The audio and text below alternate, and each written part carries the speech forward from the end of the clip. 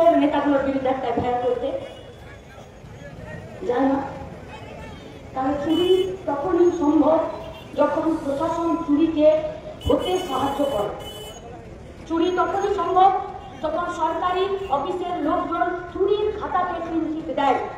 সরকারি পয়সা, আমাদের ট্যাক্সের টাকা তখনই চুরি হতে পারে।